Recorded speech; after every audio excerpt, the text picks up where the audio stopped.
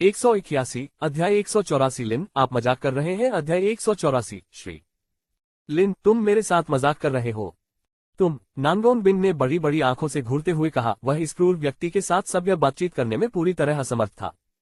लिन जिफेंग cigarette P रहा था, आत्मसंतुष्टि के भाव के साथ धुएं का एक छल्ला उड़ा रहा था, किसी भी संकट की भावना से पूरी तरह बेखबर।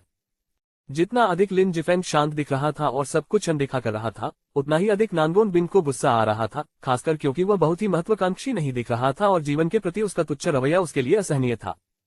उसे सबसे अधिक गुस्सा इस बात पर आया कि वह उसके सामने ही दोयम दर्जे की सिगरेट पीता था। क्या वह नहीं जानता था कि इतनी घटिया गुणवत्ता वाली सिगरेट से दूसरों को भी नुकसान पहुंचने का खतरा रहता है। उसके लापरवाह व्यवहार को देखकर नांगोन बिन अभी भी उसकी आलोचना करने से खुद को नहीं रोक सकी, यहाँ तक कि उसने उस पर कटाक्ष करने के लिए अपनी सीमा से बाहर जाने का भी प्रयास किया। उसकी चमकदार आंखें और चमकदार दांत खुल गए जब उसने आंखें घुमाते हुए कहा, क्या आप जानते हैं कि कई सफल व्यक्ति धूम्रपान नहीं करते हैं, और आमतौर पर वे असफल लोग जो अपने जीवन यापन की गारंटी नहीं दे पाते, अपने दुखों को दूर करने के लिए सिगरेट का सहारा लेते हैं। हे बॉस लेडी, ये थोड़ा पूर्वाग्रहपूर्ण लगता है ना? आप सभी को एक ही नजर से नहीं देख सकते। कौन कहता है कि धूम्रपान करने वाले सफल नहीं हो सकते? क्या आपने नहीं सुना कि पुरुषों के लिए सिगरेट जीवन का दूसरा पट्टा है? वे न केवल तनाव से राहत देते हैं बल्कि आत्मा को भी शांति देते हैं, ठीक उसी तरह जैसे आप महिलाएं अपने छोटे हैंडबैग और मेकअप से प्यार करती हैं। हाँ, क्या मजाक है। आप हमारे त्यानियु समूह पर एक नजर क्यों नहीं डालते और देखते हैं कि आपके जैसे कितने लोग हैं जो सिगरेट को अपना मुख्य भोजन मानते हैं। इसके अलावा उच्च पदों पर आसीन अधिकांश सफल व्यक्तियों को धूम्रपान की आदत नहीं होती, जबकि आप पूरे दिन सिगरेट के साथ घूमते रहते हैं। क्या तुम्हें शर्मिंदगी महसूस नहीं होती? नांगोन बिन उस पर प्रहार करना चाहता था ताकि श्रीमान को दोषी ठहराया जा सके। लिन को एहसास हुआ कि वह नांगोन बिंग ऐसी व्यक्ति नहीं थी जिसके साथ आसानी से खिलवाड़ किया जा सके।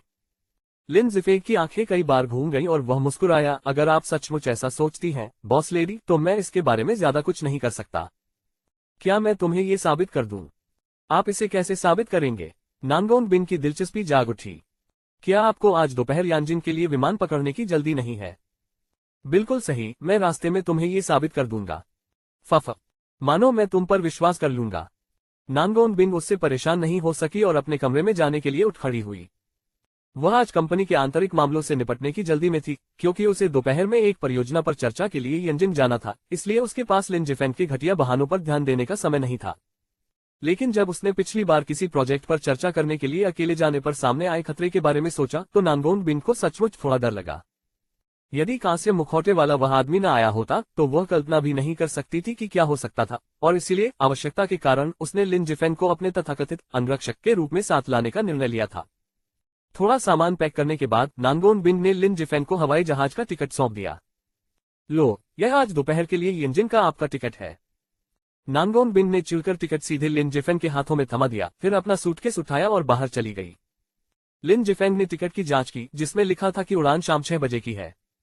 लिन जिफेंग को वास्तव में इसकी परवाह नहीं थी, इसलिए उसने इसे अपनी जेब में रख लिया और नांगोन बिन के पीछे विला से बाहर चला गया। हमेशा की तरह लिन जिफेंग ने अभी भी ड्राइवर की भूमिका निभाई और नांगोन बिन की कार चलाई। वे दोनों सड़क पर चुप रहे। लिन जिफेंग उसे उकसाना नहीं चाहता था, क्योंकि उसने अभी तक अपने मुद्दों को निपटाया भी नहीं था और उसके पास बेकार की बकबक के लिए समय नहीं था।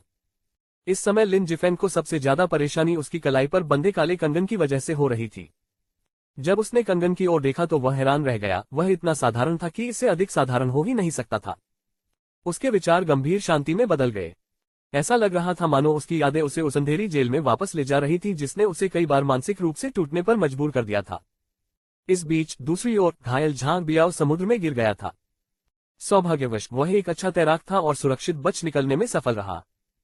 हालांकि जब वह ये वुडाओ के पास लौटा तो उसने देखा कि ये वुडाओ अपने हाथों को पीठ के पीछे करके खड़ा था। उसकी आंखें गंभीर थी क्योंकि वह हॉल में खड़ा था।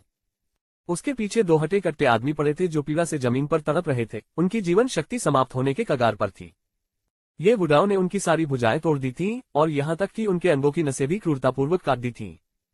जब खून से लथपथ झांग बियाओ वापस भागा तो ये वुडाओ की ठंडी आंखों में कोई भावना नहीं दिखी। हाँ युवा मास्टर, हाँ जल्दी करो, मुझे बचाओ, कृपया मुझे बचाओ। झांग बियाओ खून से लथपथ था, उसकी जान खतरे में थी, मानो वह किसी भी क्षण मर सकता है। अपनी एक आंख निकली हुई देखकर ये वुडाओ को थोड़ा मतली भी महसूस हुई। क्या हुआ? ये वुडाओ ने उदासीनता से पूछा। हाँ युवा मास्टर, ये उस बच्चे की एक विशेष पहचान है। मुझे डर है कि वह वास्तव में यंजिन में लिन परिवार से हो सकता है। झांग बियाओ को अब सांस लेने में भी तीव्र असुविधा महसूस होने लगी। विशेष रूप से वह आंख जिसे लिन जिफेंग ने निकाल दिया था, जो पहले से ही लाल हो चुकी थी और पलक से मांस के अवशेष लटक रहे थे। समुद्री जल से धुलने के बाद पलक काले कटे हुए मांस से भर गई थी, जो ऐसा लग रहा था जैसे उसे उबलते पानी से जला दिया गया हो। ये बुढ़ाओ के ठंडे होंठ थोड़े से मुड़ गए जब उसने झांग बियाओ को देखा, जैसे कि वह किसी जीवित प्राणी को नहीं बल्कि किसी वस्तु को देख रहा हो। तेजी से नीचे झुका जैसे कि झांग बियाओ को उठाने में मदद कर रहा हो। लेकिन झांग बियाओ के अप्रत्याशित आतंक के कारण ये बुढ़ाओ के हाथों ने झांग बियाओ के सिर को कसकर पकड़ लिया। फिर एक कर्कश दरार ध्वनि सुनाई दी और झांग बियाओ शक्तिहीन होकर जमीन पर गिर पड़ा। उसकी आंखें अभी भी पूरी तरह से खुली हुई थीं, मानो मृत्यु में बंद होने से इनकार कर रही हो। उसने कभी नहीं सोचा था कि इतने लंबे समय तक ये बुढ़ाओ की सेवा करने के बाद उसका ऐसा हश्र होगा। ये सब खत्म करने के बाद ये बुढ़ाओ अभी भी अपने हाथों को पीठ के पीछे करके खड़ा था। उसकी आंखें गहरी और गंभीर थीं और वह धीरे से बुदबुदा रहा था, लिन जिफेंग। जैसे ही लिन जिफेंग गाड़ी चलाकर ट्रैफिक लाइट पर रुकी, नांगोन बिंग ने उन संदिग्ध बातों पर विचार किया जिनके बारे में उसने अभी अभी घर पर चर्चा की थी। अपनी आंखें घुमाते हुए उसने मन ही मन सोचा, इस आदमी को मुझे कुछ साबित करना है ना? अच्छा, मैं देखना चाहता हूं कि वह इसे किस प्रकार साबित करने की योजना बना रहा है। यदि वह इसे साबित नहीं कर सकता तो इसका मतलब यह है कि यह आदमी केवल बातें करता है। फिर मैं उसके साथ जैसे चाहूं वैसे खेल सकता हूं। क्या तुमने नहीं कहा था कि तुम मुझे कुछ साबित करने जा रहे हो? क्या बात है, इतनी जल्दी भूल गए? नांगोन बिन की आवाज उभर थी जब उसने अपना नाजुक सिर उसकी ओर घुमाया। जल्दी मत करो, मैं तुम्हें 1 मिनट में ये साबित कर दूंगा, लिन जिफेंग ने सहजता से कहा। उसके व्यवहार में आत्मविश्वास था। वह जितना अधिक शांत दिखाई देता था, नांगोन बिंग उतना ही अधिक संदेह और प्रत्याशा से भर जाता था। आखिरकार हर किसी के मन में अज्ञात के प्रति जिज्ञासा होती है। क्या आप समय ले रहे हैं या भूलने की योजना बना रहे हैं? लिन, तुम मुझे बेवकूफ नहीं बना रहे होगे, है ना?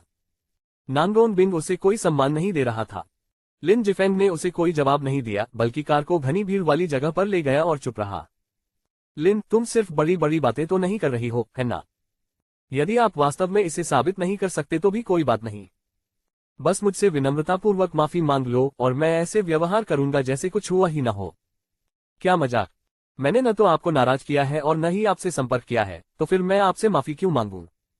आप किसी महिला को इस तरह बिगाड़ नहीं सकते। जितना अधिक आप उसे लाड़ प्यार देंगे उतना ही वह इसे हल्के में लेगी। 182 अध्याय 185 हवाई अड्डे पर मुठभेड़ अध्याय 185 हवाई अड्डे पर अप्रत्याशित मुठभेड़।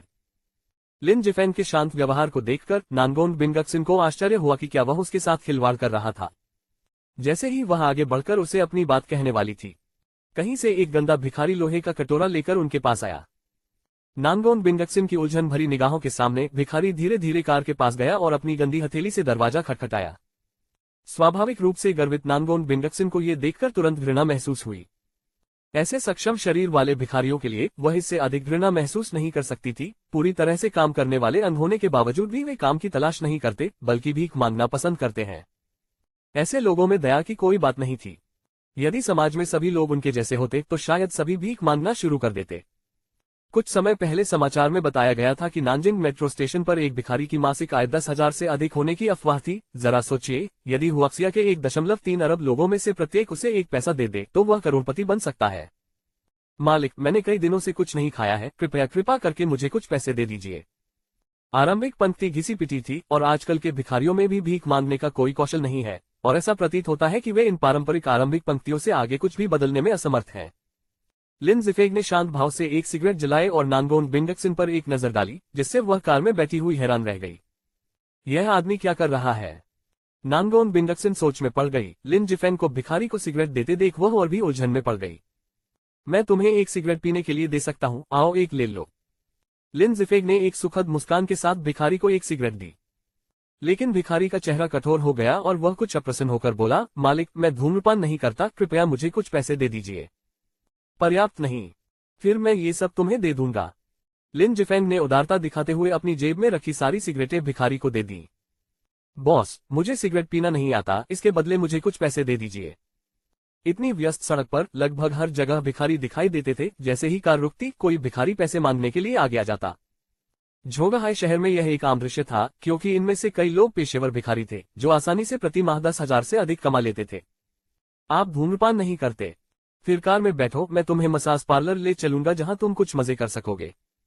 लिन जिफेंग के होठों पर एक मुस्कुराहट दिखाई दी। नानगोन बिंडक्सन ने जल्दी से लिन जिफेंग की कमर पर अपने हाथ से चुटकी काटी और अपनी घृणा व्यक्त की तथा उसे संकेत दिया कि वह खिलवाड़ न करे। भिखारी ने नानगोन बिंडक्सन की ओर देखा। कार के अंदर उसका चेहरा ठंडा था। पहले तो वह चौंका और फिर बोला, मालिक, मुझे बस कुछ पैसे दे दीजिए।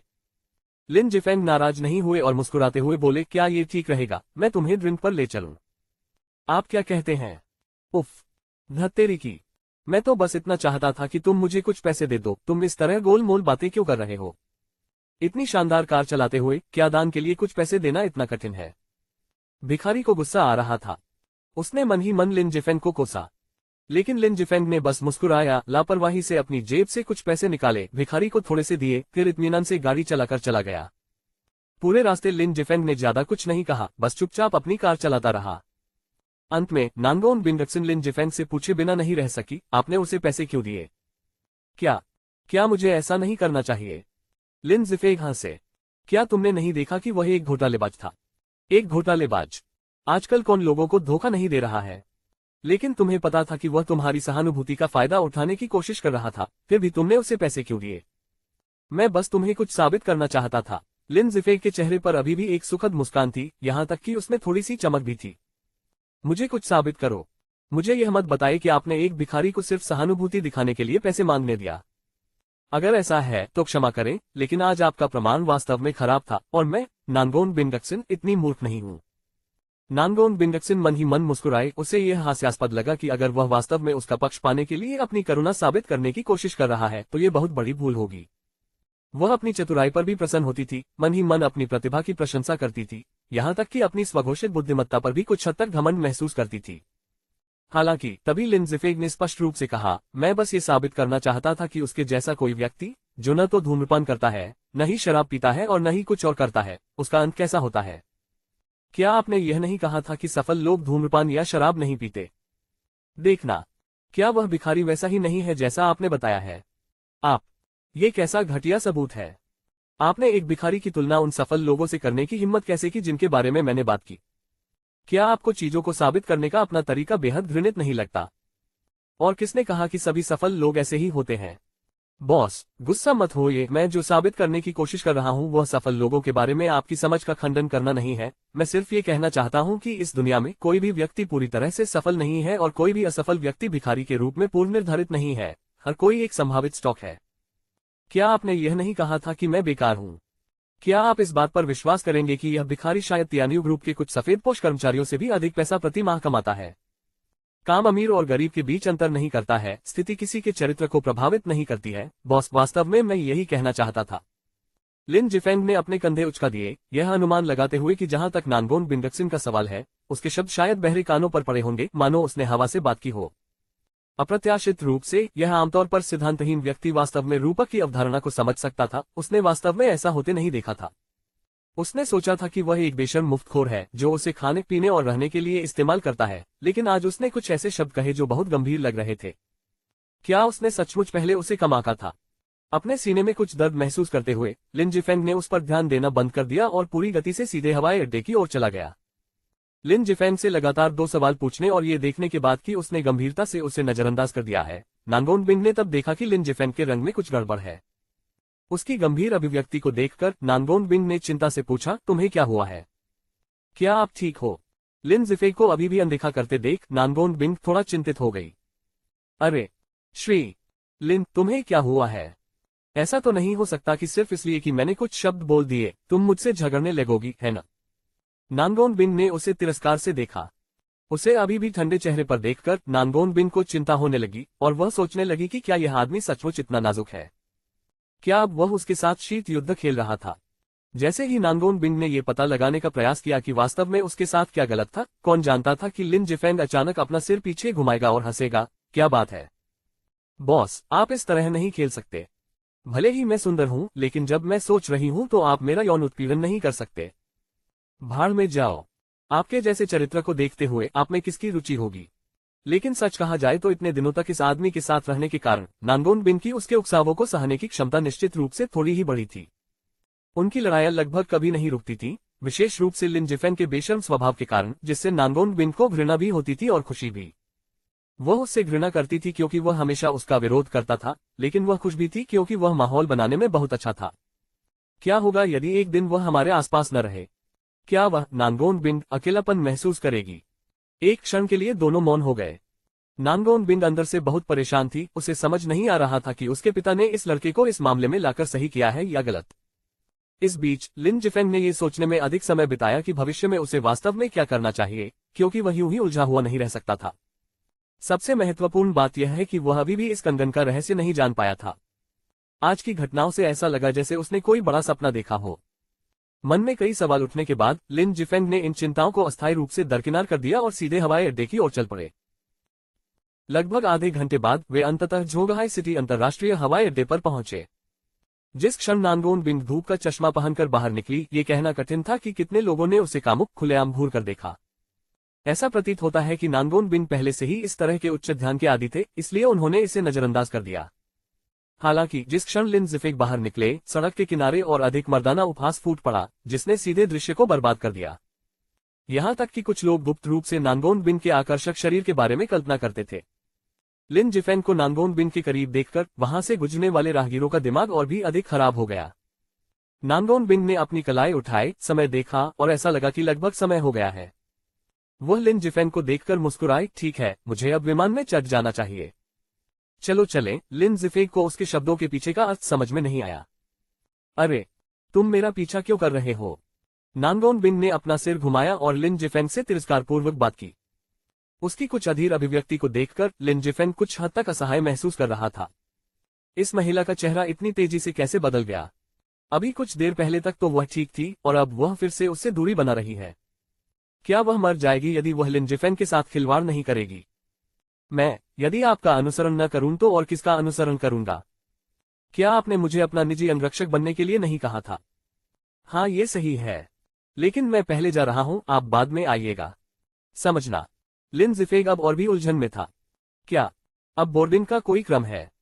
माफ कीजिए श्रीमान लिन, लेकिन मुझे तुम्हारे साथ घूमना पसंद नहीं है, इसलिए मैंने शाम के लिए तुम्हारी फ्लाइट टिकट बुक कर दी है। यह उड़ान मेरी है और अगली उड़ान तुम्हारी है। जब आप यानजिंग पहुंचे तो मुझे फोन करें। बस इतना ही। 886। नानगोन बिन ने लिन जिफेंग के हाथ में फ्लाइट टिकट की ओर इशारा किया, फिर बिना पीछे देखे मुड़ गया और लिन जिफेंग के सामने से चला गया। लिन जिफेंग की भावनाओं की पूरी तरह से अनदेखी की गई। क्या यह महिला पागल हो गई थी? दो अलग अलग उड़ानों के लिए टिकट बुक कर रहे हैं।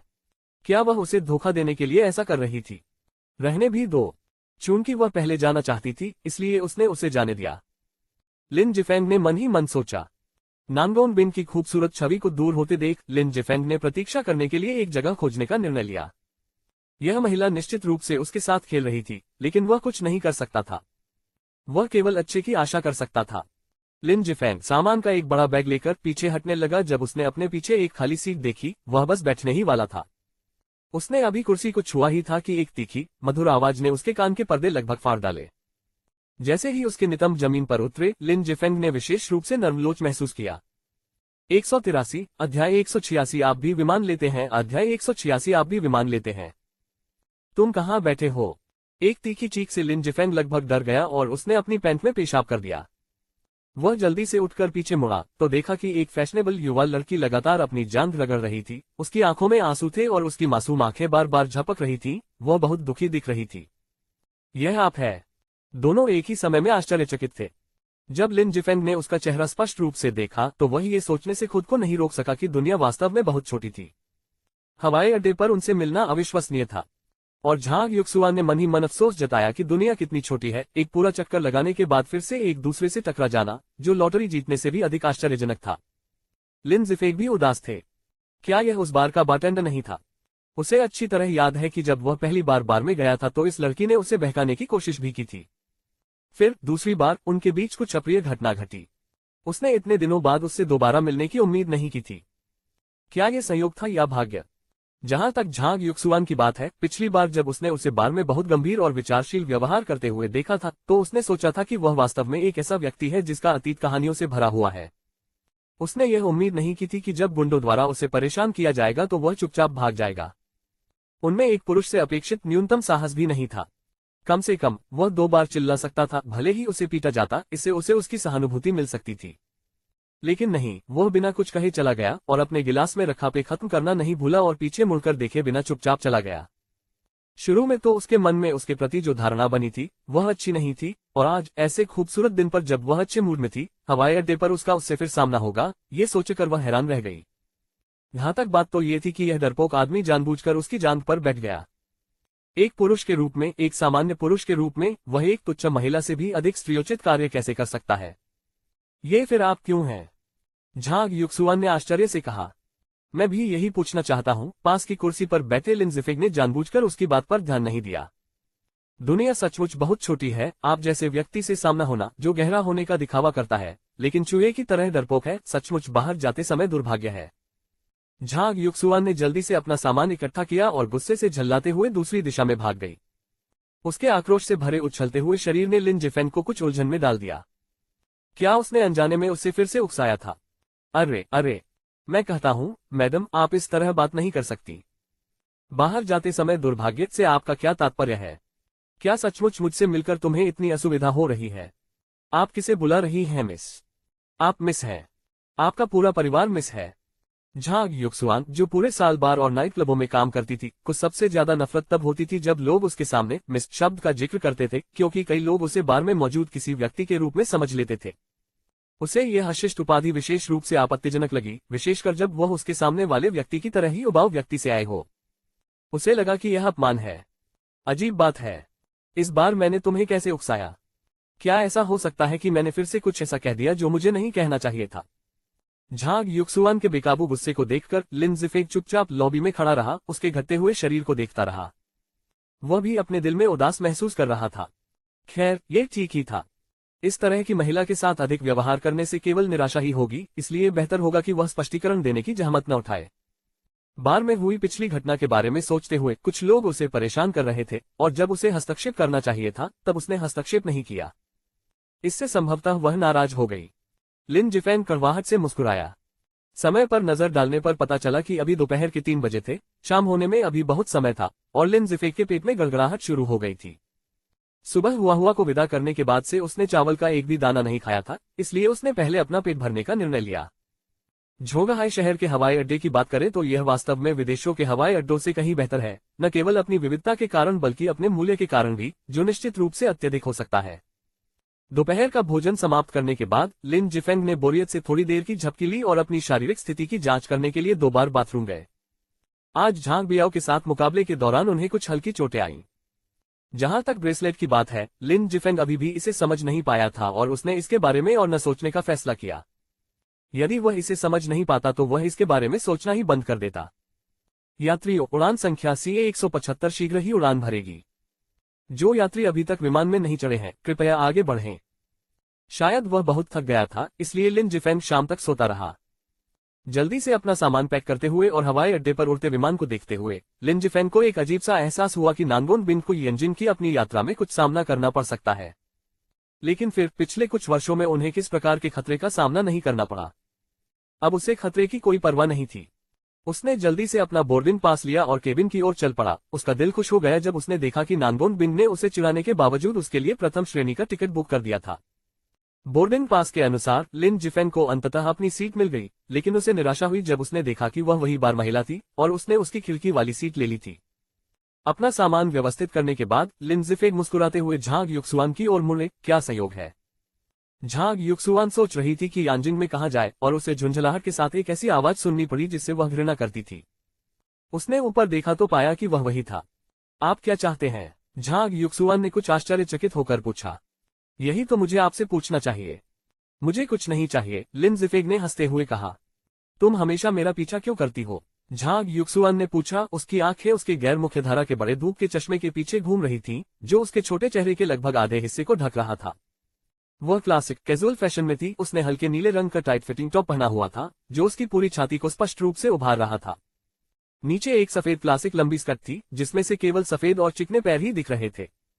उसने ऊंची एड़ी के जूते नहीं पहने थे, लेकिन वह उच्च स्तरीय परिष्कार का आभास दे रही थी। मैं तुम्हारा पीछा कर रहा हूँ। सुनो बहन, ये बहुत गैरजिम्मेदाराना बात है। सिर्फ इसलिए कि तुम उड़ रहे हो, क्या इसका मतलब यह है कि मैं नहीं उड़ सकता? लिन जिफेंग को झांग युक्सुआन की बातें काफी मजेदार लगी। आप भी उड़ रहे हैं? झांग युक्सुआन ने लिन जिफेंग की पोशाक को, जो कि सबसे सरल हो सकती थी, तिरस्कार से देखा। सुबह हुआ को विदा करने और झांग बियाओ के साथ जोरदार लड़ाई का आनंद लेने के बाद हुआ ने उसके लिए जो अरमानी सूट खरीदा था वह बर्बाद हो गया। तो इस बार लिन जिफेंग ने लापरवाही से एक गहरे भूरे रंग की शर्ट चुनी थी जो शैली और डिजाइन दोनों में काफी पुरानी थी। इसमें सबसे बुनियादी परिष्कार का भी अभाव था। झांग युक्सुआन के युवा मन में क्या सभी हवाई जहाज यात्री सज्जनों की तरह कपड़े नहीं पहनते थे? आखिर उनमें सज्जनता का लेशमात्र भी गुण क्यों नहीं था? क्या अब आप हम किसान मजदूरों को नीची नजर से देख रहे हैं? क्या आपने टीवी पर नहीं देखा कि आजकल किसान मजदूरों के बारे में हमेशा खबरें आती रहती हैं? छी! झांग युक्सुआन ने ठंडी सांस ली और उसे अनदेखा कर दिया, अपनी आंखें बंद करके विचार करना जारी रखा। 184 अध्याय 187 क्या आप एक आदमी भी हैं? अध्याय 187 क्या आप एक आदमी भी हैं? बहन, क्या आप एक पल के लिए उठ सकती हैं? लिन जिफेंग ने अपने गुस्से को भड़कने से रोकने के लिए अपनी भावनाओं को नियंत्रित करने की कोशिश की। अरे कायर, तुम आखिर करना क्या चाहते हो? अगर तुम नहीं गए तो मैं एयर मार्शल को बुला लूंगा, तुम्हें पता है। झांग युक्सुआन कुछ नाराज था। उनको बुलाएं। जितना चाहो चिल्लाओ। अगर तुम जोर से चिल्ला भी दोगे तो भी कोई तुम्हारी तरफ ध्यान नहीं देगा। लिन जिफेंग जोर से हंसा। तुरंत ही पीछे की सीटों पर बैठे कई मध्यम आयु वर्ग के यात्रियों और कुछ परिपक्व महिलाओं ने अपनी निगाहें लिन जिफेंग की ओर घुमा दी। शर्मिंदा महसूस करते हुए लिन जिफेंग ने धीरे से अपना सिर झुका लिया। उसे एहसास हुआ कि उसकी जबान फिसल गई थी। माफ कीजिए, क्या आप कृपया खड़ी हो सकती हैं? जिस सीट पर आप बैठे हैं वह मेरी है और आपकी सीट कहीं और है। लिन जिफेंग ने अपनी आवाज धीमी रखने की कोशिश की। उम्मीद थी कि उसकी विनम्रता उसे अपनी इच्छा से आगे बढ़ने के लिए प्रेरित करेगी। झांग युक्सुआन ने धीरे से अपने पतले गोरे हाथ से अपना धूप का चश्मा हटाया और असंतुष्ट होकर कहा, काय, तुम वास्तव में क्या करने की कोशिश कर रहे हो? झांग युक्सुआन ने लिन जिफेंग को ऐसे देखा जैसे वह किसी बेवकूफ को देख रही हो और उसे सिर से पैर तक घूर रही थी। लिन जिफेंग को खुशी महसूस हुई। वह कब से गायब हो गया। बिना एक और शब्द कहे उसने जल्दी से अपनी जेब से अपना बोर्डिंग पास निकाला, उसे झांग युक्सुआन के सामने रख दिया, उड़ान और सीट नंबर की ओर इशारा किया और हंसते हुए कहा, वह देखा, जिस सीट पर आप बैठे हैं वह मेरी है। क्या आप कृपया आगे बढ़ सकते हैं? धन्यवाद। झांग युक्सुआन ने लिन जिफेंग के हाथ में बोर्डिंग पास पर नजर डाली और अपनी असंतोष व्यक्त करते हुए कहा, यह सिर्फ एक सीट है। क्या ये सब हंगामा उचित है? आप जैसे बड़े आदमी का एक लड़की के साथ सीट के लिए झगड़ा करना हास्यास्पद है। अगर आपको शर्मिंदगी नहीं हो रही है तो मुझे हो रही है। क्या आप सीट बदल नहीं सकते? मुझे एक कारण बताओ, लिन जिफेंग ने पीड़ा भरे भाव से कहा। यह स्पष्ट रूप से उनकी सीट थी, फिर इतने सारे बहाने कैसे आ सकते थे? मुझे चक्कर आ रहा है, मुझे खिड़की के पास बैठना पड़ रहा है। यह एकमात्र तरीका है जिससे मैं थोड़ा बेहतर महसूस कर सकता हूं। झांग युक्सुआन को लिन जिफेंग की कार्रवाई से घृणा महसूस हुई। यह तो बस एक सीट है ना? क्या तुम्हें इस पर मुझसे झगड़ा करना पड़ेगा?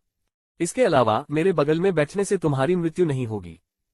क्या आप ये कहना चाह रहे हैं कि आपको हवाई यात्रा में उल्टी आती है?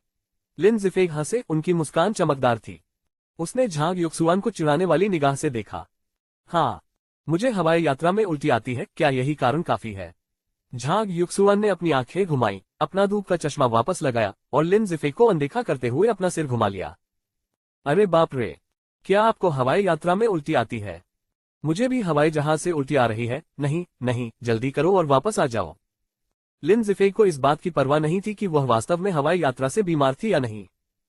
उसकी सीट उसे क्यों लेनी चाहिए? ये काफी बुरा था कि उसने उसकी सीट ले ली, लेकिन उसका लहजा भी अप्रिय था, जिससे लिन जिफेंग को ऐसा महसूस हुआ जैसे वह उसके लाखों का कर्जदार हो। कोई भी व्यक्ति जो थोड़ा भी गुस्सैल स्वभाव का हो, उसके अनुचित व्यवहार को बर्दाश्त नहीं करेगा, खासकर तब जब उनका आपस में कोई संबंध नहीं था, सिवाय एक बार में हुई एक संयोगवश मुलाकात के। क्या तुम एक आदमी भी हो? झांग युक्सुआन क्रोधित हो गई और उसने अपना सिर उसकी ओर घुमा दिया। उन्होंने कहा, मैं पुरुष हूं या नहीं, आप इसे आजमा सकते हैं। गुंडा, जो चाहो कहो। अगर तुम खड़े नहीं हुए तो एयर मार्शल को बुलाने के लिए मुझे दोष मत देना, लिन जिफेंग ने धमकी दी। अच्छा, आप जीतते हैं। झांग युक्सुआन ने उसे गहरी निगाहों से देखा, फिर गुस्से से खड़ी हो गई, अपनी सीट पर लौटने के लिए तैयार। संकीर्ण सीटों के कारण लिन जिफेंग अंदर घुस गए जबकि झांग युक्सुआन बाहर निकल गए, जिससे अनिवार्य रूप से कुछ आकस्मिक अंतरंग संपर्क हो गया। जैसे ही वे एक दूसरे के सामने से गुजरे और लिन जिफेंग ने झांग युक्सुआन के शरीर से निकलने वाली कुंवारी खुशबू को सूंघा, वह लगभग भावुक हो गया। विशेष रूप से उसकी पूरी तरह से विकसित और अद्भुत छाती, जो लिन जिफेंग की कल्पना से भी अधिक ठोस थी। और उस पल में झांग युक्सुआन ने निश्चित रूप से लिन जिफेंग की बेबाक निगाहों को अपनी छाती की ओर बढ़ता हुआ महसूस किया। उसकी गतिविधियां जितनी अधिक जल्दबाजी में होती, झांग युक्सुआन उतनी ही अधिक गलतियां करती। क्या तुम एक तरफ हटोगी या नहीं? झांग युक्सुआन को गुस्सा आ रहा था, उसका युवा चेहरा और भी अधिक लाल हो रहा था। मैं हिलने की कोशिश कर रहा हूं, लेकिन आपको इसकी कोई जरूरत नहीं है मुझ पर इस तरह दबाव डालने के लिए। इस बिंदु पर लिन जिफेंग को आगे बढ़ने में स्पष्ट रूप से संघर्ष करना पड़ा। ऐसा नहीं है कि वह सीधे तौर पर कह सके, अरे तुम मुझे अपनी छाती से क्यों दबा रहे हो? किसने आप पर दबाव डाला? आप बैठ जाइए, पहले मुझे जाने दीजिए। झांग युक्सुआन के गाल हल्के लाल हो गए थे, वह अपने कानों में भी गर्मी महसूस कर सकती थी।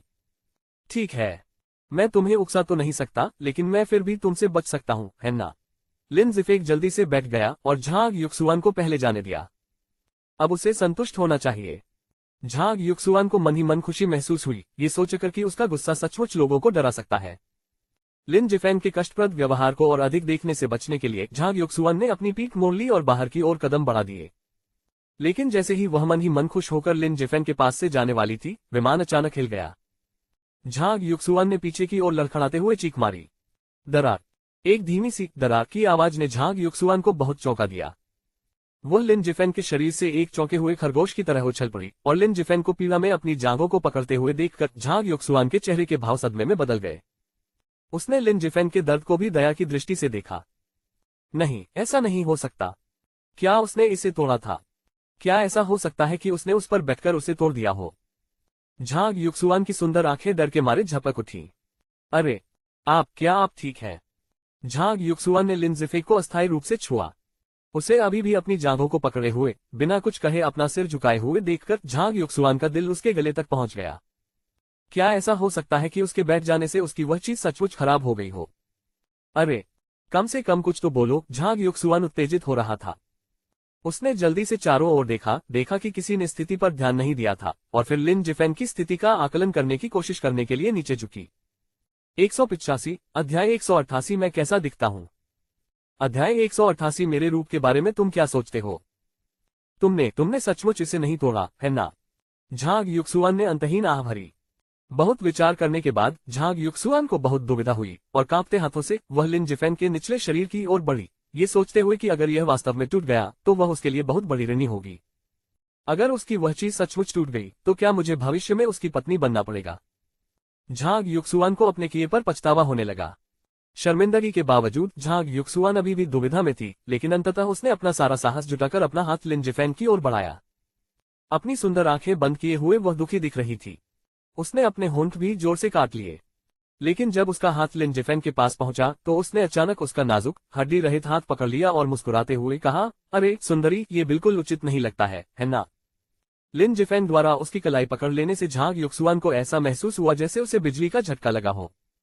उसने अचानक अपनी आंखें खोली और लिन जिफेंग के परेशान करने वाले चेहरे को हैरानी से देखा।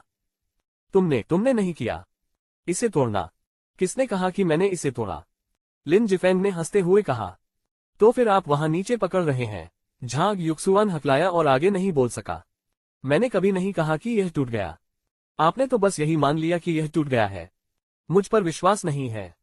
इसे महसूस करें।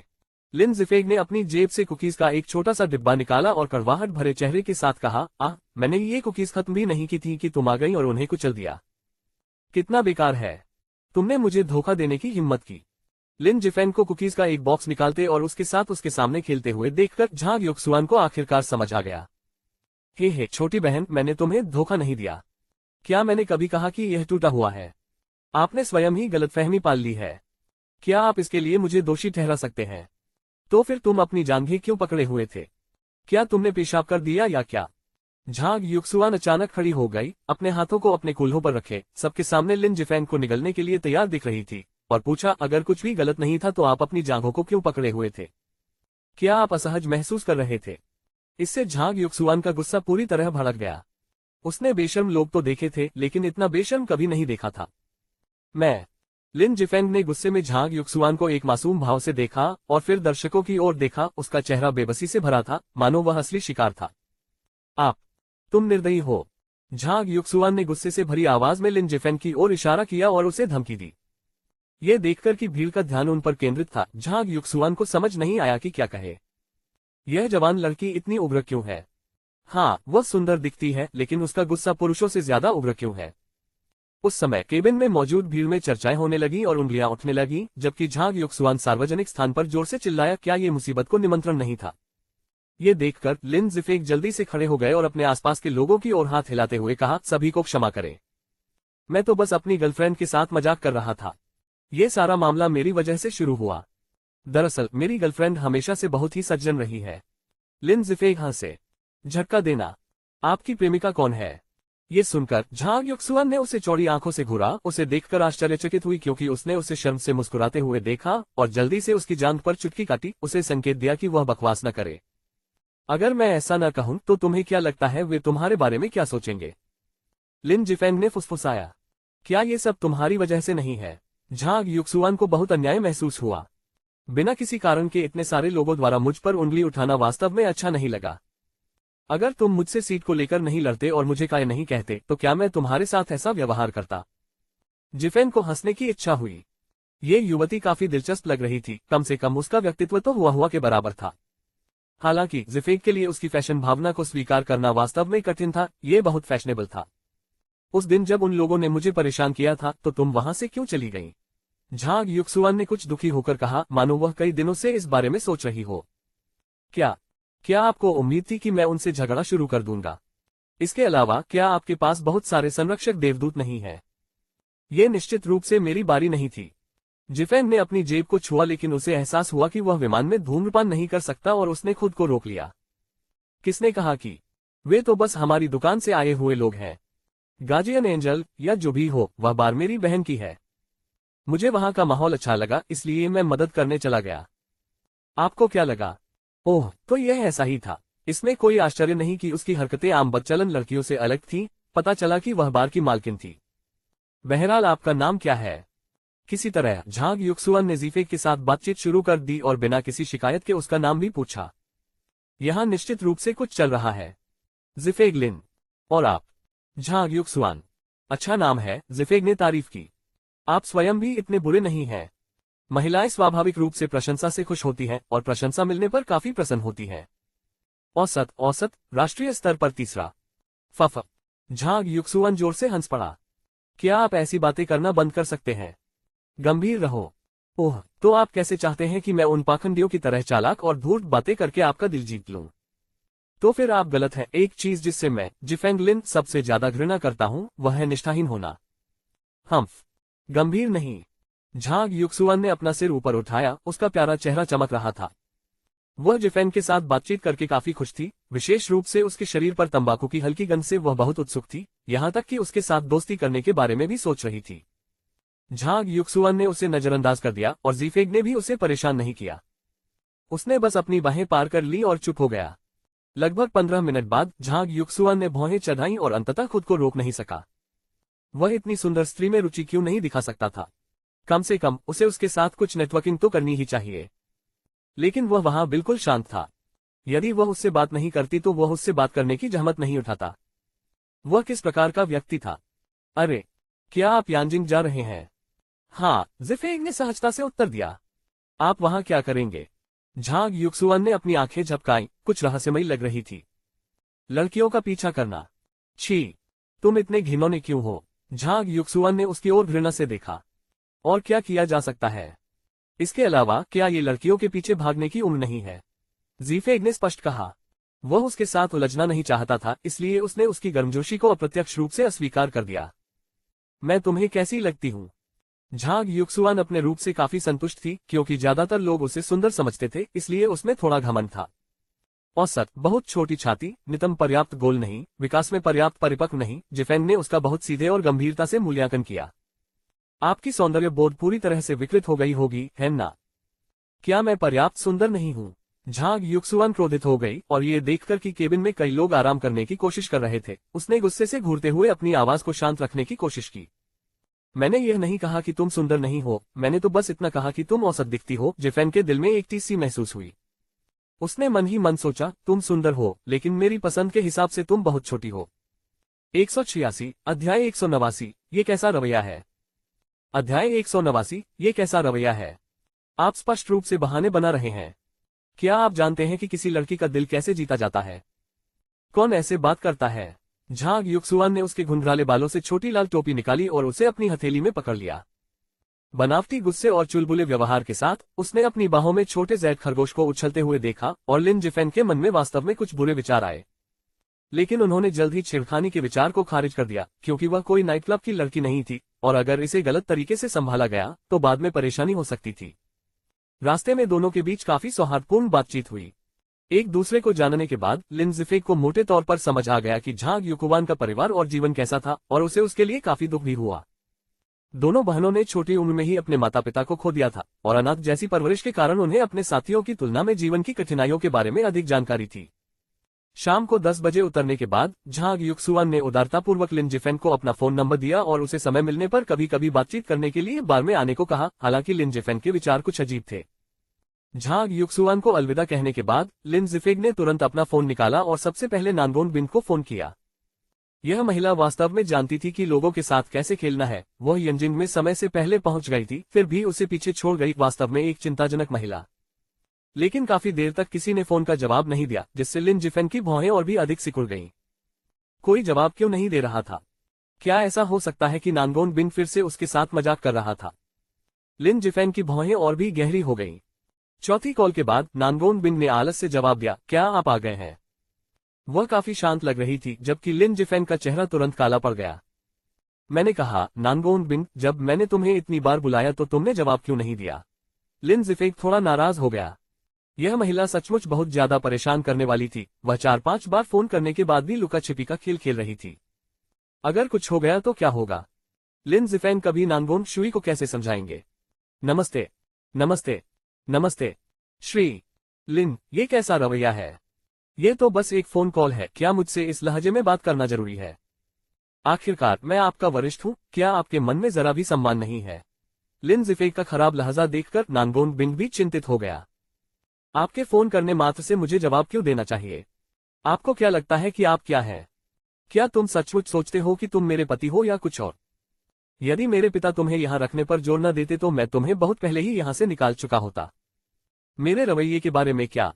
हाँ, मैं तुमसे कह रहा हूँ नानगोन बिन, क्या तुम में सचमुच मुझसे इस तरह बात करने की हिम्मत है?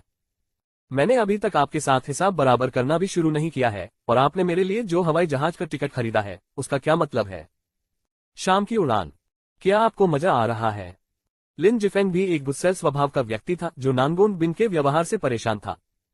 उसे उससे बात करनी ही थी, कम से कम उसे फोन का जवाब तो देना चाहिए था। ये झोंगहाई शहर नहीं है, ये यंजिंग है। अगर कुछ गलत हो जाता तो लिन जिफेग वास्तव में अपराधी बन जाता। आज तुम्हें क्या हो गया है? क्या तुमने बम खा लिया?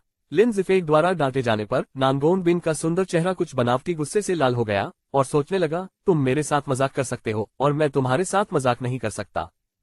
इस तरह हम बराबर हो गए हैं और अब से हम एक दूसरे के रास्ते में नहीं आएंगे। लेकिन जाहिर है उसे कोई सुराग नहीं था और भले ही मैंने, नानगोन बिन ने, एक बड़ी गलती की हो, वास्तव में आपका मुझ पर कोई अधिकार नहीं है ना?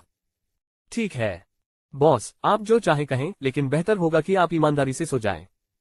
लिन जिफेग ने बहुत परेशान होकर सीधे फोन रख दिया और एक सिगरेट जलाकर गहरी सांस ली। जब वह सड़क पर अकेले चल रहा था तो उसका चेहरा एकदम से ठंडा पड़ गया। आप, क्या तुमने मेरा फोन काटने की हिम्मत की? श्री लिन, क्या तुम जानबूझकर मेरे लिए चीजें मुश्किल बनाने की कोशिश कर रहे हो? नानगोन बिन, मैं अभी नहा रहा था और फोन का जवाब नहीं दे सका।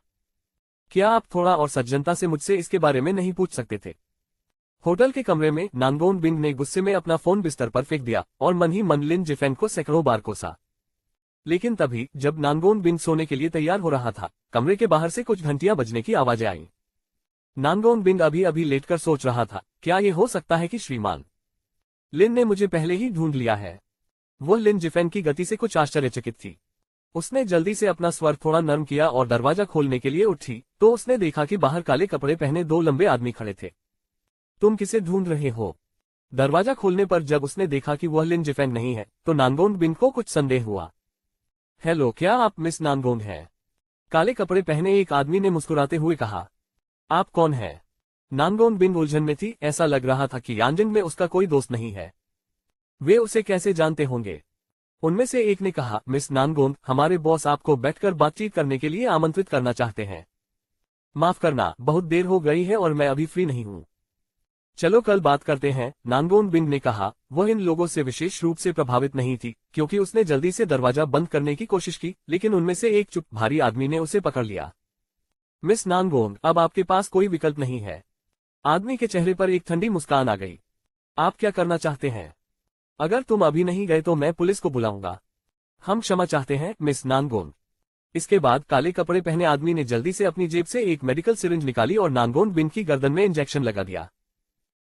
गुस्से में लिन जिफेंग बिना किसी उद्देश्य के चहल पहल वाली चमकदार रोशनी वाली सड़कों पर घूम रहा था और किसी नाइट क्लब में कुछ समय बिताने के बारे में सोच रहा था।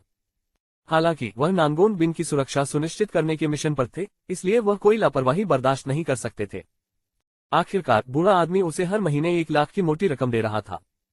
भले ही उनके रिश्ते के लिए नहीं, लेकिन अकेले पैसा ही लिन जिफेंग को प्रतिबद्ध रखने के लिए पर्याप्त था। नानगोन बिन द्वारा पहले भेजे गए होटल के पते पर जाकर लिन जिफेंग बाहर टहलने लगे, क्योंकि उस सुबह झांग बियाओ के साथ हुई लड़ाई के कारण वे कुछ थके हुए और पीड़ाग्रस्त महसूस कर रहे थे। इसलिए वह टैक्सी लेकर होटल वापस आ गया। जैसे ही लिन जिफेंग टैक्सी से बाहर निकला और होटल में प्रवेश करने वाला था, उसने काले सूट पहने 2 लोगों को एक काले कचरे का बैग लेकर जल्दी से बाहर जाते देखा। उनके जल्दबाजी भरे कदमों और चोरी छिपे निगाहों से लिन जिफेंग को संदेह हुआ कि वे कुछ गलत करने की योजना बना रहे हैं। लिन जिफेंग ने इस मामले में दखल न देने का फैसला किया, क्योंकि ऐसा लग रहा था कि यह उसका कोई काम नहीं है। उसने अपने कमरे में ही अच्छी तरह से स्नान करना पसंद किया और नानगोन बिन के साथ जीवन के बारे में बातचीत करना निश्चित रूप से अधिक आनंददायक होगा। फ्रंट डेस्क पर नानगोन बिन का रूम कार्ड उठाकर लिन जिफेंग ने होटल परिचारिका द्वारा दिए गए निर्देशों का पालन किया और उस कमरे की ओर चल पड़ा जिसे उसने उसके लिए व्यवस्थित किया था। ये देखते हुए कि नानगोन बिन का कमरा उसके कमरे से ज्यादा दूर नहीं था, लिन जिफेंग ने सावधानी से दरवाजा खटखटाया, लेकिन काफी देर तक कोई प्रतिक्रिया नहीं मिली और दूसरी तरफ से फोन बजने के बावजूद बार बार फोन करने पर भी कोई जवाब नहीं मिला। क्या चल रहा है? लिन जिफेंग ने कुछ कदम पीछे हटते हुए भ्रम में भौहें चढ़ाईं, लेकिन अपनी पैनी निगाहों से उसने जल्द ही कुछ गड़बड़ देख ली। एक आधा इस्तेमाल किया हुआ सिरिंज दरवाजे पर छोड़ दिया गया था। क्या वह मुसीबत में पड़ सकती है? बिना कुछ सोचे समझे लिन जिफेंग ने नानगोन बिन का दरवाजा लात मारकर खोला, लेकिन उसे कोई गड़बड़ी का संकेत नहीं मिला। ये हो सकता है। लिन जिफेंग तुरंत बाहर भागे। जब वह होटल में दाखिल हुआ तो उसने काले कपड़े पहने उन 2 व्यक्तियों में कुछ अजीब बात देखी। क्या वे नानगोन बिन को ले जा सकते थे? 187 अध्याय 190 नानगोन बिन की हत्या अध्याय 190 नानगोन बिन की हत्या। लिन जिफेंग ने होटल से बाहर निकलकर देखा तो काले रंग के कपड़े पहने 2 व्यक्ति ब्यूक एसयूवी चला रहे थे और शहर के बाहरी इलाके की ओर तेजी से भाग रहे थे। धत्तेरी की! लिन जिफेंग गुस्से से दहाड़ा। यदि वह समय पर लौट आता, समय पर ध्यान देता, तो ये घटना नहीं घटती। किसी को उसकी निगरानी में ही ले जाया जाना एक मौन अपमान था जिसने उसके क्रोध को और भड़का दिया। जहां तक लिन जिफेंग को पता था, नानगोन बिन ने हाल ही में किसी को नाराज नहीं किया था, है ना? तो फिर उन्होंने नानगोन बिन का अपहरण क्यों किया? उनका उद्देश्य क्या था? अब सोचने का समय नहीं था। लिन जिफेंग ने अचानक एक टैक्सी बुलाई और तत्काल कहा, ड्राइवर, उस कार के पीछे आगे चलो। इस पर कायम रहो और मैं तुम्हें 5 गुना किराया दूंगा। लेकिन अगर तुम इसे खो दोगे तो मैं तुम्हें बाहर निकाल दूंगा। ठीक है।